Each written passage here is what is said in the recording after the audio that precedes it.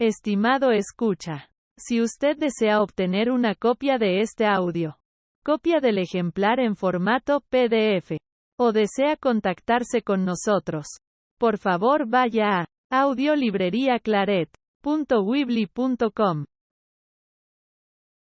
La Revolución, por Monseñor de Segur.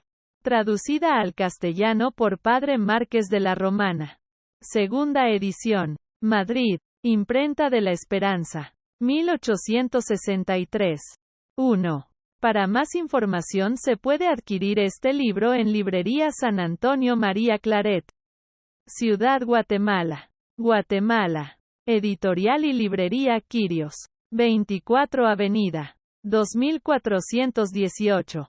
Zona 5. La Palmita. Guatemala. El traductor. He emprendido la traducción de esta obrita con el fin de proporcionar a las personas que no pudieran leerla en su lengua original la ocasión de estudiar y meditar las verdades que encierra.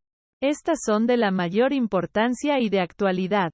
Además, creo que hasta el día no se habrán escrito muchos folletos que en tan poco espacio digan tanto y tan bueno. He procurado atenerme, en cuanto ha sido posible, al texto, y espero del benévolo lector disimulará las faltas que pueda encontrar en mi trabajo.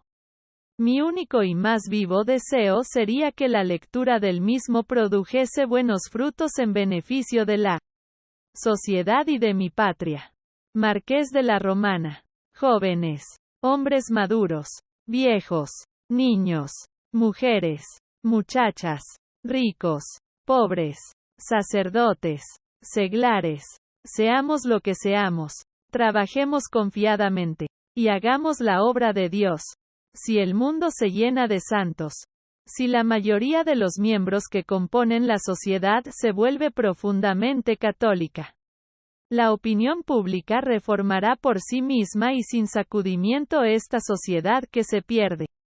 Y la revolución desaparecerá. Prólogo del autor. A los jóvenes.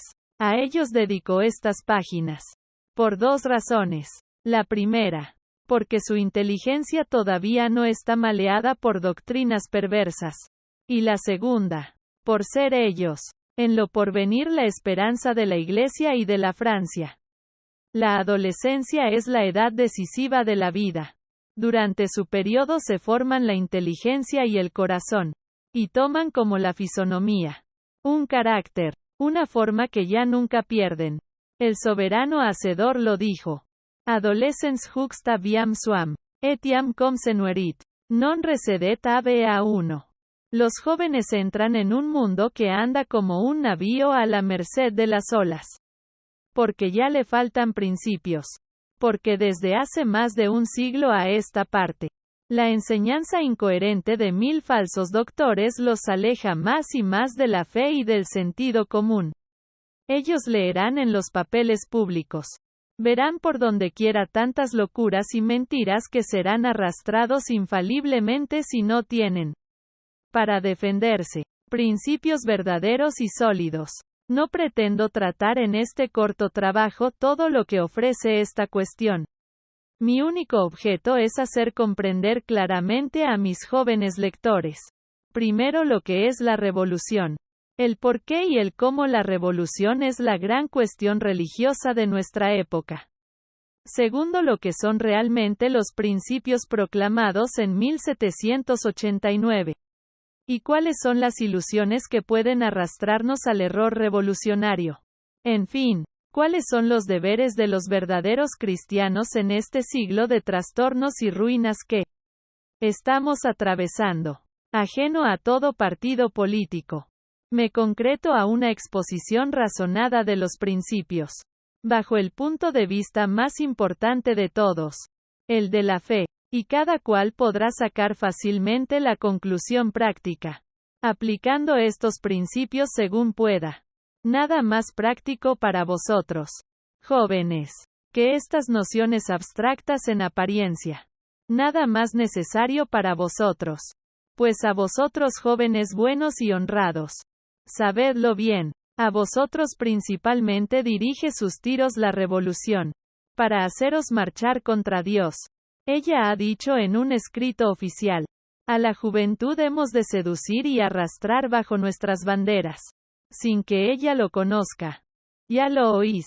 Os quieren seducir y perder. Yo quisiera guiaros. El único antídoto para el veneno que os preparan es la verdad. Lo que hace tan vulnerable a la sociedad moderna es la falta de principios.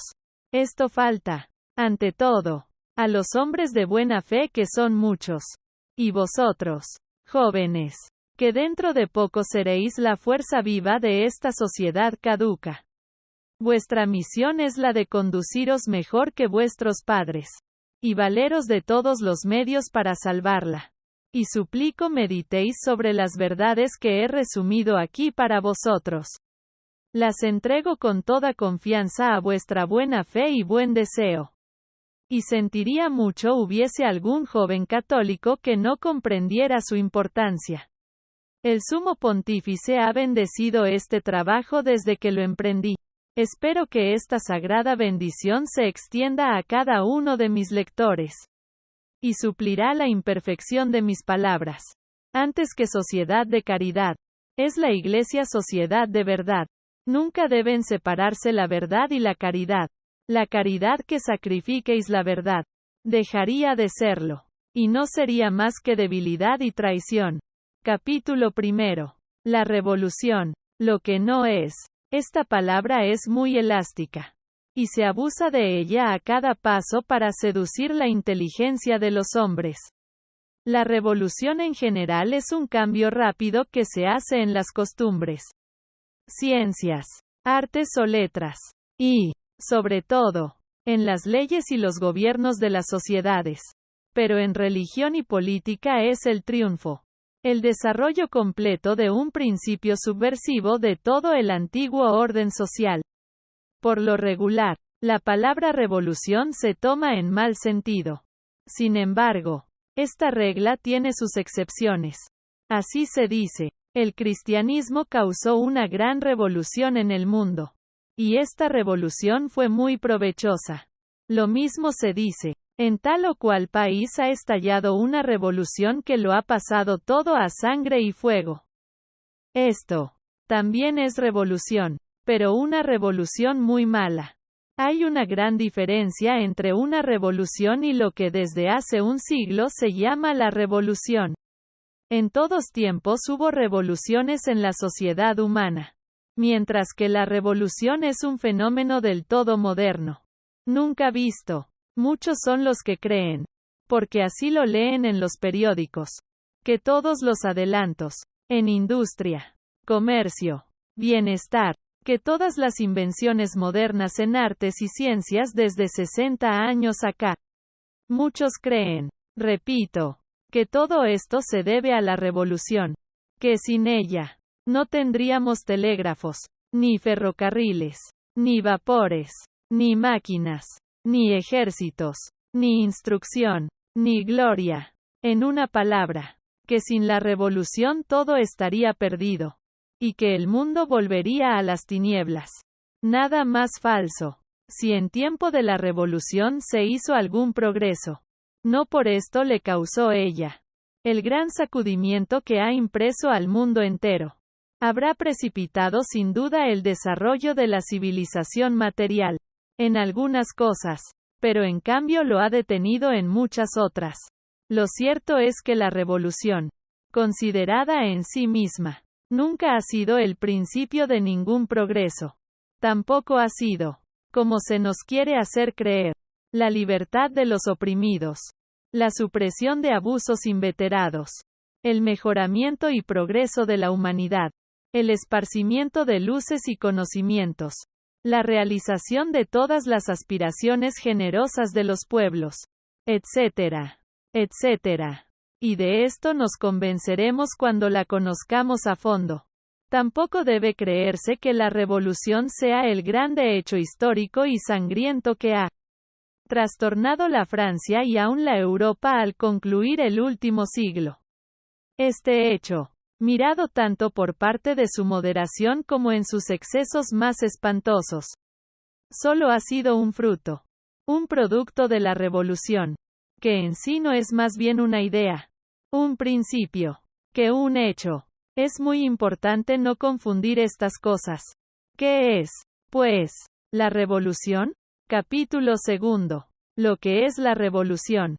Y cómo es una cuestión religiosa no menos que política. La revolución no es una cuestión puramente política, sino también religiosa. Y bajo este punto de vista únicamente hablo de ella aquí.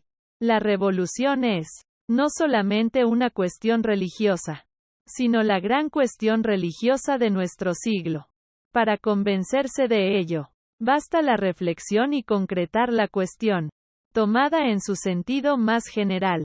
La revolución es la rebeldía erigida en principio y en derecho.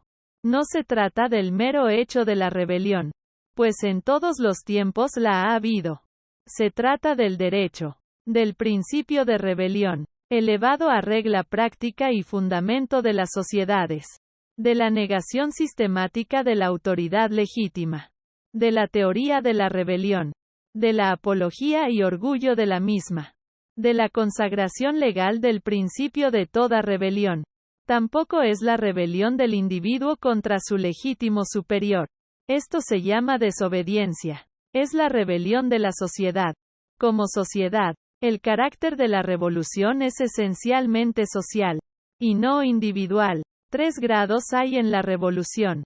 Primero, la destrucción de la Iglesia, como autoridad y sociedad religiosa, protectora de las demás autoridades y sociedades. En este grado, que nos interesa directamente, la revolución es la negación de la Iglesia erigida en principio y formulada en derecho. La separación de la Iglesia y del Estado, con el fin de dejar a éste descubierto y quitarle su apoyo fundamental. Segundo, la destrucción de los tronos y de la legítima autoridad política. Consecuencia inevitable de la destrucción de la autoridad católica. Esta destrucción es la última expresión del principio revolucionario de la moderna democracia, y de lo que se llama hoy día la soberanía del pueblo. Tercero, la destrucción de la sociedad, es decir, de la organización que recibió de Dios. De otro modo, la destrucción de los derechos de la familia y de la propiedad en provecho de una abstracción, que los doctores revolucionarios llaman el Estado. Es, por último, el socialismo, fin principal de la revolución perfecta. Rebelión postrema. Destrucción del último derecho. En este grado, la revolución es, o más bien sería, la destrucción completa del orden divino en la tierra, y el reinado perfecto del demonio en el mundo. Formulada por la vez primera por Rousseau, y luego en 1789 y 1793 por la Revolución Francesa. La revolución se mostró, ya en su origen, como la enemiga implacable del cristianismo. Sus furiosas persecuciones contra la Iglesia recuerdan las del paganismo. Ella sacrificó obispos, asesinó sacerdotes y toda clase de católicos, cerró o destruyó templos, dispersó las órdenes religiosas, y arrastró por el fango las cruces y reliquias de los santos. Su rabia se extendió por toda Europa. Rompió todas las tradiciones, y hasta llegó a creer un momento haber destruido el catolicismo, al cual llamaba con desprecio una superstición antigua y fanática. Sobre este montón de ruinas ha levantado un nuevo régimen de leyes ateas, de sociedades sin religión, de pueblos y reyes absolutamente independientes. Desde hace 60 años va dilatándose más y más. Crece y se extiende en el mundo entero, destruyendo por doquiera la influencia social de la Iglesia, pervirtiendo las inteligencias, calumniando al clero, y minando por sus cimientos el gran edificio de la fe. Bajo el punto de vista religioso, la revolución puede definirse del modo siguiente: la negación legal del reino de Jesucristo en la tierra, la destrucción social de la Iglesia. Combatir la revolución es, por lo tanto, un acto de fe, un deber religioso de la mayor importancia. Obrando así, se obra además como buen ciudadano y hombre de bien. pues se defiende la patria y la familia. Si los partidos políticos de buena fe, y que conservan su honra, la combaten bajo sus puntos de vista, nosotros, los cristianos, debemos combatirla bajo los nuestros, que son mucho más elevados, pues defendemos aquello que amamos más que nuestra vida.